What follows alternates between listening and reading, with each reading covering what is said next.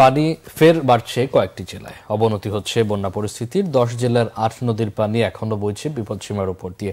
এদিকে দেশের বিভিন্ন জায়গায় নদ নদীর পানি কমার সাথে সাথে শুরু হয়েছে তীব্র নদী ভাঙন।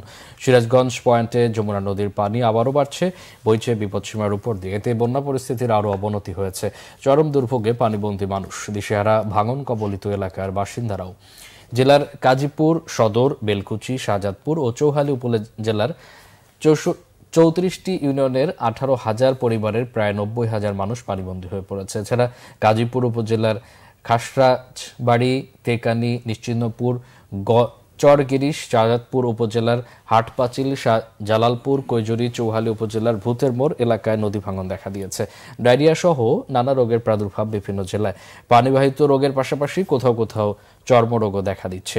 কুড়িগ্রামেও বন্যা আর বৃষ্টিতে চরম ভোগান্তিতে চরবাসী। জেলার 16টি নদ নদীর পানি, 4 শতাধিক চরের প্রায় 2 লাখ মানুষ বন্যায় অসহনীয় দিন যাপন করছে। জেলা প্রশাসন থেকে প্রায় 70,000 মানুষকে খাদ্য সহায়তা দিলেও দুর্ভোগ অনেক চরের মানুষ।